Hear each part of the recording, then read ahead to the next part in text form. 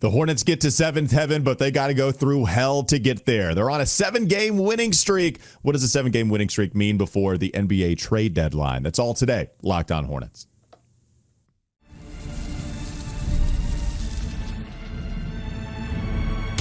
You are Locked On Hornets, your daily Charlotte Hornets podcast. Part of the Locked On Podcast Network, your team every day. In a minute, cuz we live.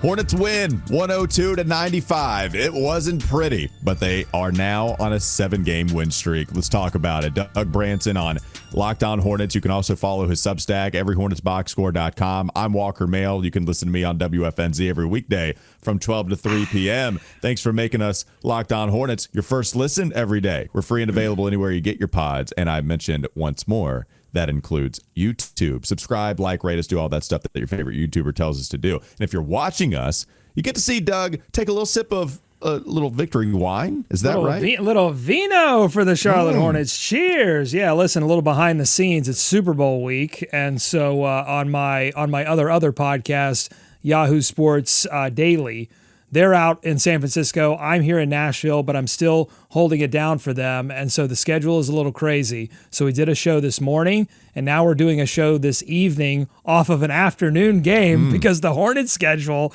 is crazy because of the snow. Another afternoon game. Matinee Marauders, as you call them, striking again. Another afternoon delight. 7 games in a row. And so, yeah, I'm having a little wind down because the Hornets got me so excited.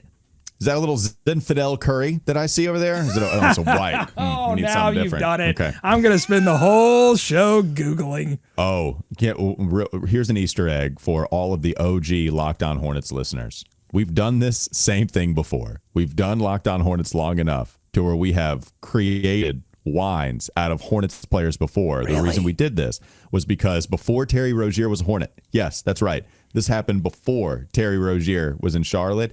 Remember, they had I believe Drew Bledsoe curated Terry Rozier wine.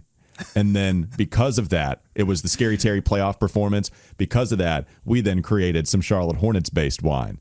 Thus, my favorite being Zinfandel curry. So we got them. I'll go back and I'll go check out the list. We appreciate you making us your first listen. And this is a sicko show. Look, sick game. Wasn't pretty. First half, it was pretty terrible. Hornets scored 23 points in the first quarter.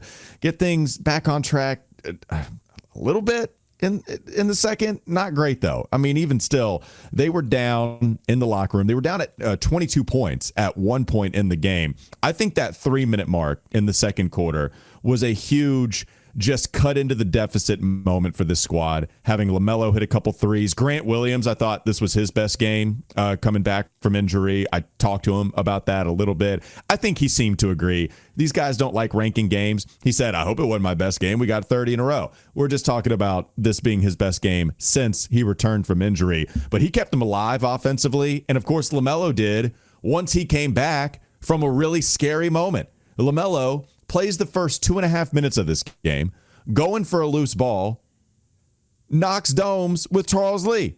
Bang! LaMelo falls to the ground. Really scary situation. Air let out of the building at Spectrum Center. He doesn't get up for quite a long time. One of those, as soon as he gets up, everybody claps for a moment, goes back to the locker room, and they're without LaMelo for a little while. Comes back to the scores table at around the 6-minute mark, Doug. You said about 5:48. Is that right? Yeah, got to the scores table, yeah. There you go. And then eventually they called a timeout after a while goes by, and he checks back into the game at 2:48. Wild first half, ugly first half, but in the end they get the win because of their resilience to come back in the second. Charles Lee, what are you doing? Like, you can't go for the live ball. After the game, it seemed like he kind of apologized a little bit for getting a little bit overzealous, trying to keep the ball from going into the stands. And but look, you can't touch the live ball. I remember in Little League, I was a bat boy for a game, and I got a little too overzealous about collecting the bats, and I messed up a play at the plate. And like I couldn't be bat boy after that. I think they're going to let Charles Lee continue to coach. But I love that story. I had no clue that existed, but I love it. It was, and here's the funny thing, it was the only game. Like, it was like, okay, you can be bat boy for this game. It was like for the big boy little league. Like, I was in the little boy little league, and they were like, oh, you can be bat boy for this game. I'm like, oh, great.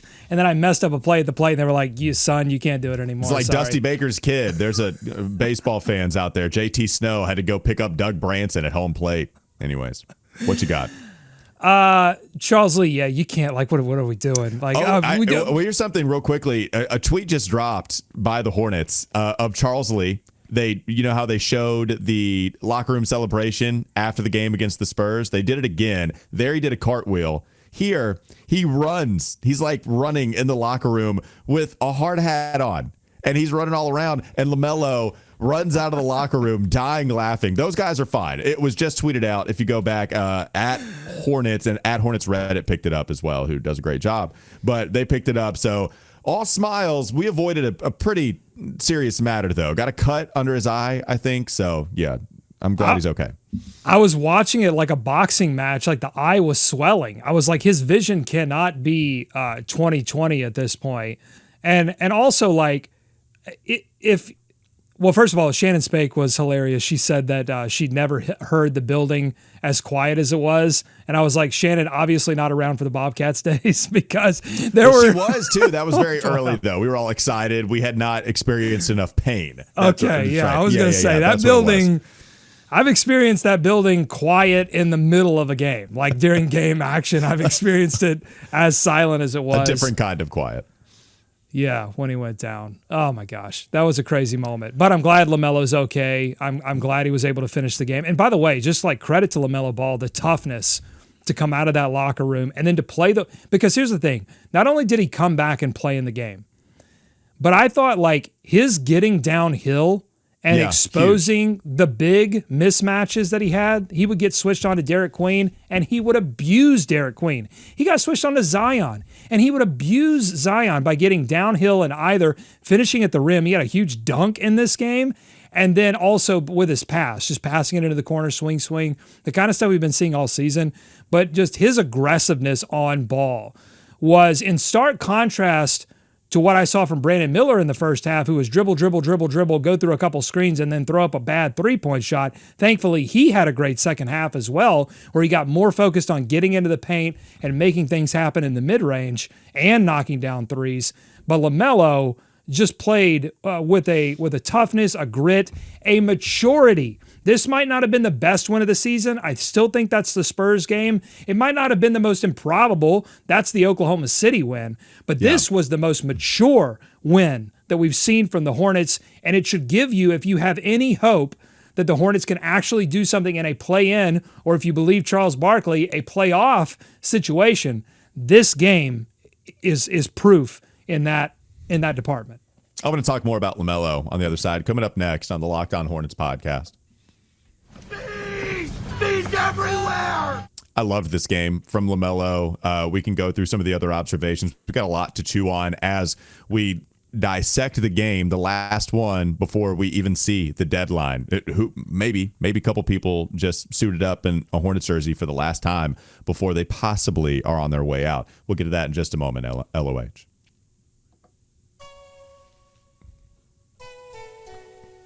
This episode is brought to you by FanDuel. It's the last call for football on FanDuel. One final Sunday, one last kickoff. The final chance to get in on the action before the NFL season officially comes to a close. This is Super Bowl 60, and FanDuel is making sure you're right in the middle of it with a special offer just in time for the biggest game of the year. Whether you're backing the favorite, riding with the underdog, or building one last same-game parlay, this is the game everyone's been waiting for. This is where predictions turn into plays, stats turn into storylines, and every snap feels bigger. It's the perfect way to cap off the season and make the Super Bowl even more exciting from the kickoff to final whistle. If you're a new customer, bet just $5 and get $200 in bonus bets if you win. Make it count, because after the Super Bowl, the season is over. Last call for football on FanDuel, an official sportsbook partner of Super Bowl 60. Visit FanDuel.com to get started. More Locked On Hornets ahead.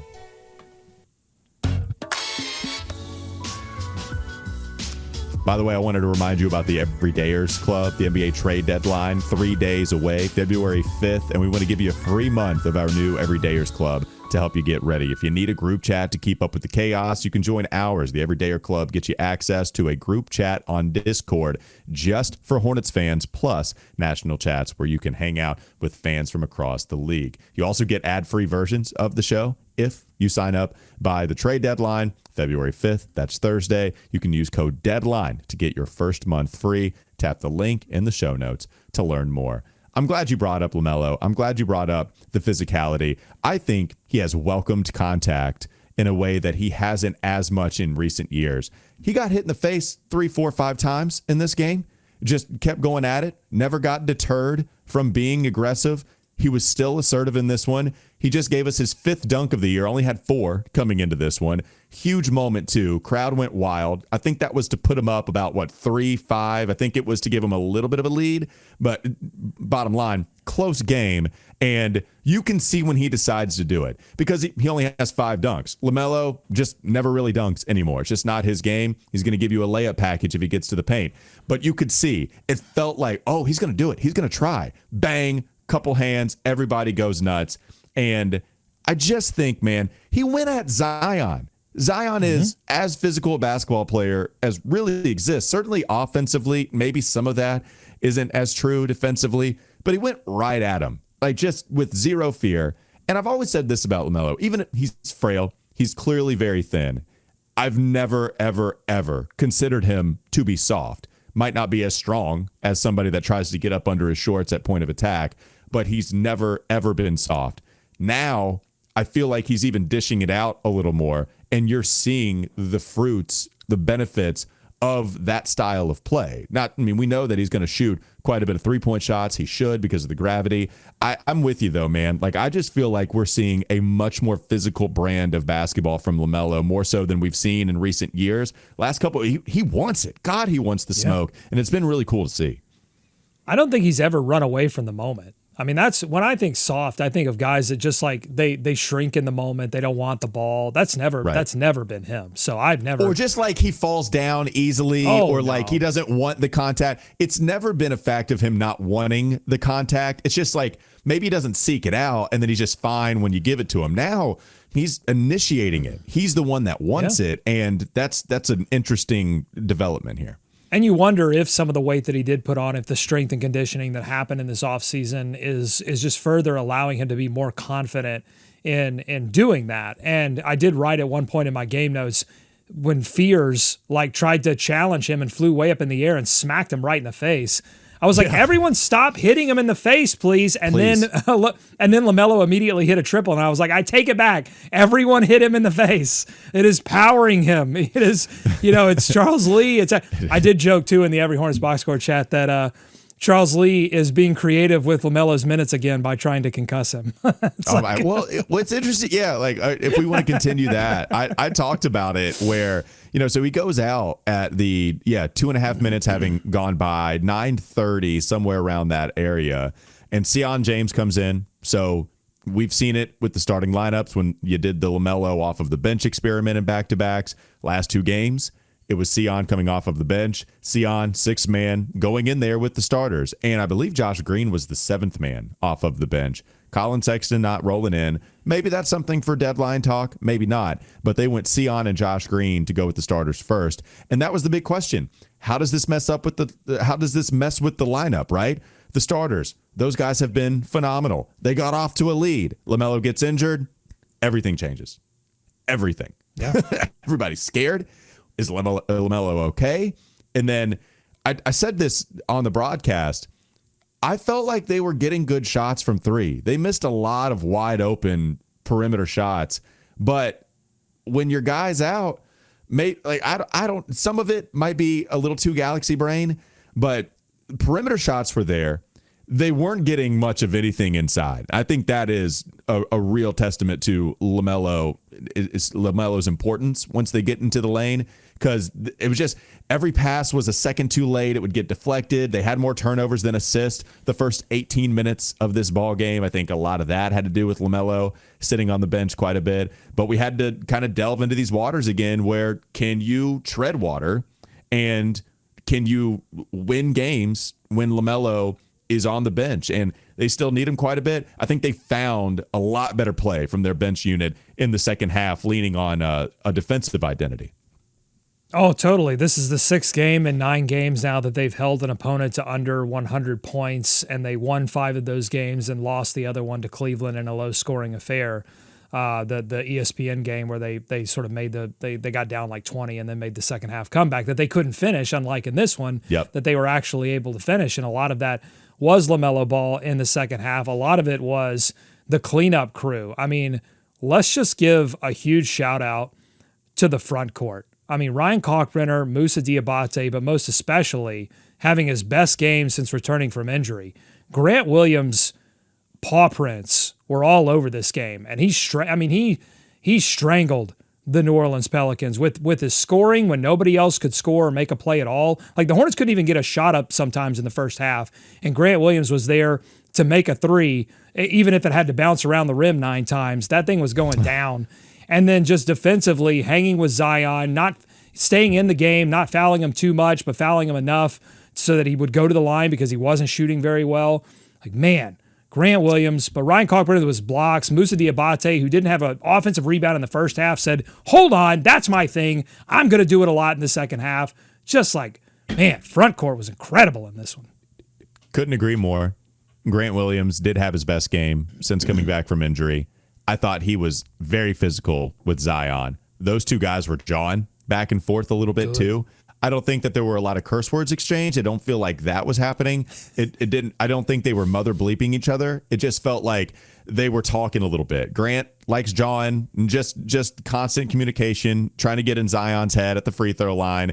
Even when Zion misses it, Grant will grab the rebound and rub it, and then he'll give it to the official. Just little like, oh, you're kind of a pest. Oh, he's annoying. That's what they've needed. They've needed that for so long, and that's what they were missing. That was part of what they were missing with him out. I mean, a shooting big, but part of what they were missing is just him being annoying. And because look, I said this was a mature win, Walker. This was also a mental win. They could have down 22. They've won 6 games in a row. Weird start times. You know, everybody's kind of out of sync in that first half. Nobody could get anything going. LaMelo goes down. Brandon is like 1 of 11 from 3. They could have just completely mentally fallen apart and said, chalk it up, streak over, let's move on. And instead, in the second half, whatever was said in the locker room or wasn't said in the locker room at the halftime break, like they pulled it together and mentally won that basketball game. And it was a beautiful thing to watch. Let's go through final observations. Coming up next on the Locked On Hornets podcast. Bees everywhere! Break down the struggles in the first half, what it means that they came back and won in a different way. Last game before the NBA trade deadline, and sicko celebrations. All still to come. Final segment, LOH. This episode is brought to you by Indeed. Hiring isn't just about finding someone willing to take the job. It's about finding the right person, the right background, who can actually help your business move forward. And if you want candidates who match what you're looking for, Indeed sponsored jobs is the move. Because instead of hoping the right person stumbles across your post, Indeed helps you match with quality candidates by boosting your job listing to the people who fit your specific criteria, like skills, certifications, and locations. If you might be hiring, then you might just want to figure out somebody who can help, right? But help the right way. That's the key. You want somebody that can help, and you want someone that can help the right way. I know I would want somebody with real experience who can jump right in. And here's a stat that says it all. In the minute I've been talking to you, companies like yours made 27 hires on Indeed, according to Indeed data worldwide. So if you're hiring, spend less time searching and more time interviewing candidates who check all your boxes with Indeed sponsored jobs. This episode is also brought to you by TurboTax. Tax season doesn't have to take over your life. This year, TurboTax is making it easier than ever to just hand things off and move on with your day. With TurboTax full service, you can have your taxes done for you by a trusted local expert, start to finish, without the stress or guesswork. Instead of spending hours trying to figure out forms, you can meet with a local TurboTax expert in person or connect online. They handle everything from W-2s to self-employment forms and work to get you every deduction. You can upload your documents, go about your day, and get updates right in the TurboTax app. For a limited time, you can have your taxes done by a local TurboTax expert for just $150 all in. If a TurboTax expert didn't file for you last year, just file by February 28th. Take taxes off your plate and get back to your life. Visit TurboTax.com/local to book your appointment today. More Locked On Hornets ahead.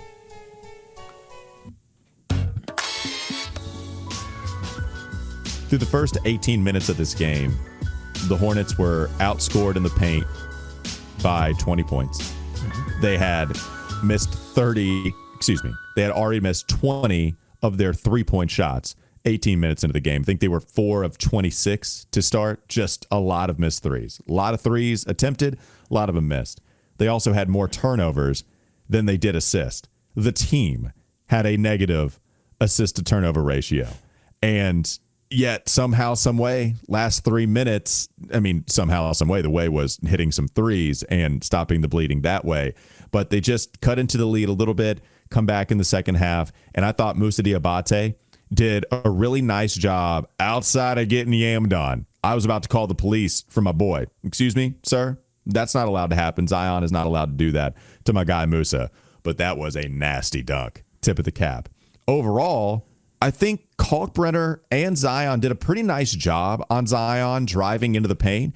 There was one time we saw Zion go for a midi, and they kept putting him up on the elbow. And Del Curry called this out during the broadcast, how Miles called it out, how they were putting Zion on the elbow, running ISO, and Musa stuck with him. I think he forced Zion, if I charted it correctly, to go 1 of 3 on drives from the right elbow, moving to the left, and then, again, just 33%. You'll take that from somebody shooting 60% from the field. I really think they made things hard on the Pelicans in the paint in the second half after it was entirely too easy in the first 24 minutes. Well, what's funny about that, Miles calling that out, is that the guy who is the interim coach for the New Orleans Pelicans is none other than James Borrego, who coached Miles here in Charlotte. And so I don't know if that was a little Miles just knowing some of the Borrego playbook, or if that's just him studying a lot of tape and understanding, or looking at the scouting report and understanding what they were going to try to do there. But yeah, once again, something that I called out in this morning's episode, we're taping this here on Monday night, was that they had a game plan to take away the other team's star player, and they executed it really well. And the plan was, we're going to bottle Zion up. We're not going to let him get near the rim. I mean, you saw 1 or 2 guys focused on Zion, but they were like 3-4 feet away from him, giving him the space, saying, look, if you want to try to float this thing up there, go ahead. They kind of did the same thing with Derek Queen, but Derek Queen was a little bit more effective and took more of those opportunities in the mid-post to put something up. Zion just passed out of it. I mean, he was a little passive unless he was getting a complete lane. And they were physical with him. When there was body-to-body contact with Zion, they were physical with him without fouling. And I'll shout out Miles Bridges, because he got 3 fouls in the first half, some of that trying to help with guarding Zion. And so he was in foul trouble first half, limited his minutes. He comes in the second half, particularly the beginning of that third quarter, and they got 3 straight stops to start that third quarter, which helped them build the run that was necessary to get the lead eventually. And Miles did such a great job of defending without fouling, understanding his situation, not taking himself further out of the game by fouling, and yet still making an impact on the defensive end. That's every one of these games during the streak, you could talk about 8 of the 11 guys as that's the reason they won, because this has been a total team effort where everyone stars in a particular way. And that's, to me, a sign, again, of a mature team that comes to an understanding of I may not have 20 plus points tonight, but I can impact the game in a way. Miles can impact it with those stops in the third quarter. Musa, the front court, they all do their thing. LaMelo, sometimes he scores under 20, sometimes he scores over, but he's going to have an impact with his passing game. It's just everybody, Brandon not giving up and saying, I scored 1 of 11, I'm just going to stop. It's just incredible to watch this team right now. And it brings me to the first Sicko celebration, which comes from one of the newer members of the Sicko Brigade, Keith from the 22nd Johnny Newman Regiment, who says, Doug, a couple weeks ago, you said you needed to see this team go on a streak before you fully bought in. Is this the streak? And the answer is abso-freaking-lutely yes. It's a 7-game streak. They haven't done this since when? 2016, 7. That's the only sample size that matters. That's it. We got it. But 2016, when they went to the playoffs, and not only that, Walker, it's not only a 7-game streak, it's that they've done it, and then you can add the Denver win that was prior to Cleveland and say they've won 8 out of their last 9. They've done it under unusual circumstances with the tips. And don't tell me that favors Charlotte. We're not too far removed from Charlotte blowing every afternoon tip opportunity they could possibly blow. Different team, different roster, but that's unusual circumstances. It's going to be tough for both teams. So, but also, this has been a tough part of their schedule in terms of how many games they played, on certain groupings of nights. So just to do it here is just, again, tip of the cap to Charles Lee and the rookies and the veterans and everybody that's fighting tooth or nail to get playoff basketball back in Charlotte. It's awesome. Winning a bunch of different ways, blowing teams out. We know about the net rating. That was the only way they were winning for a while. Now you have a couple of close victories, one against Washington. Okay, not a great team. One against San Antonio. You'll take that victory, however you get it. And not a great team in New Orleans, but you came back and you didn't give up and you decided we're going to punch back. Because this team does punch back. We've seen it a million different times. The rebounding, by the way, I have to note this. 32 rebounds in the second half for Charlotte, 34 total for New Orleans. Just crashing the glass, man. I have to note this from cleaning the glass. 53% of their shots came from beyond the arc. That would be 98th percentile in the league. They only hit 24% of them. That would be 7th percentile for teams in the league. Not many teams are shooting worse for a game than 24%. Yeah. And yet, they somehow win. That is incredible. It speaks to the defense. It speaks to the resilience. And again, it speaks to some of the downhill scoring that we saw in the second half. And I'll just tell you one thing. If you're just now tuning in to the Charlotte Hornets, welcome. We love to have you. Welcome to the Sicko Brigade. This team, early in the season, would have gotten beaten by 30. They would have gotten beaten by 30 had they taken 53% of their shots from 3 and hit 24% of them. They would have gotten smashed in the mouth. Instead, they are doing the smashing now. LaMelo, specifically.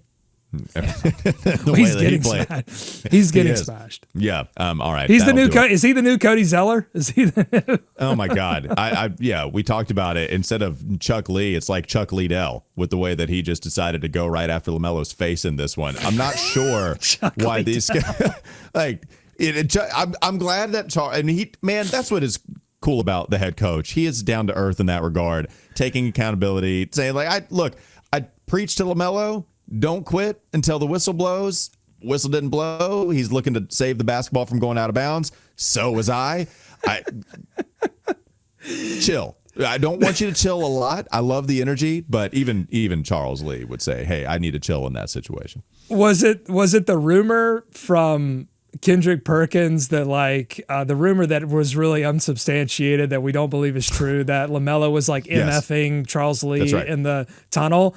I actually think it was true tonight. I heard this afternoon. I think at some point while he was on the ground, and I think even Charles Lee after the game joked. I don't know. I put joked question mark in the Every Hornets box score notes, but it's that he didn't yell at him too bad. And I'm pretty sure something was said on the floor while he was writhing in pain and bleeding out of his eye. God, I'm glad we talked about it too. I'm glad that he's fine. That was scary. We had to figure out what was up with LaMelo. Concussion looked like that was a possibility and came back ready to go. And you're right, man. He does love that stuff. When he's benched, he comes out guns a-blazing against the Pacers. You see here against the Pelicans, he gets hit in the face and still comes out ready to go. Save them offensively. It was he and Grant offensively that saved them in the first half. That'll do it for Locked On Hornets. Wait, let's hold on before we go. I want to, because I asked for these sicko celebrations, so I just want to rattle off a few here. Great. This is from J-Dog of the 44th Kenny Gaddison division. Says, great to see we're able to win games when we're not quite hitting on all cylinders. That first half versus second half contrast on defense was key. This is not even Charles Lee's noggin could keep us from getting 7th straight, says 828. Let's see what else we got here. Good evening. LaMelo has turned into the on-court leader we've been yearning for years. All aboard the winning streak train. Hashtag Killer Bees. That one comes in from Bam Bam of the 21st Ricky Pierce division, aka the Flying Big Paper Daddies, and Walker. I wrote in the notes, this was his Rocky moment. This was a moment of saying, I'm going to do this for the team. I'm beat up, but I'm going to go the distance. And I do think that was a leader moment. I don't know how you could be anyone on that team and not look at that and say, that's our guy. That guy's going to be with us no matter what. And at the end of the game, I can count on that guy. Like, how can you go through that moment and not feel that way?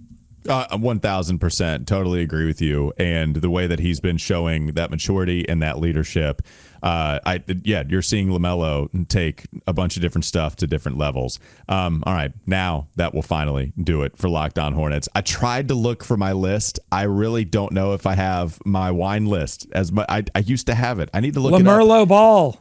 LaMelo. Yeah, that's very LaMelo. good. Because we did this before LaMelo was on the team, so we have not made the LaMelo Ball reference. Really quick, let's do a prediction right now. Let's see how dumb we are. Well, we've got some time, I guess, because this was the last game, but we do have let's see. This is February 3rd show. So yeah, so let's not do the prediction. We'll do the prediction on the next episode about what we think is going to go down at the trade deadline. This was the last game, but we got some shows to make the prediction. Sounds good. Let's do it. You just heard the man. That's the tease. We will give you all things trade deadline. Couple of shows without a game. Their next game is Thursday. So this was the last game before we'll see what the Hornets do at the deadline. 4 p.m., I have to imagine, on Thursday. We do know it's going to be February 5th. I imagine it'll be 4 p.m. We'll give you a couple of episodes on what the Hornets might do, how they might operate. Doug Branson, everyhornetsboxscore.com. Go check out Yahoo Sports Daily. Fun stuff. Super Bowl week, baby. Woo! Caroline Fitton, Jason Fitz, Doug behind the scenes. Yahoo Sports Daily. I'm Walker Mail. Listen to me, WFNZ, every weekday from 12 to 3 p.m. Sports Radio 92.7 FM. Have a great rest of your night. Have a great rest of your day. We'll be back with you tomorrow. Eye of the Tiger.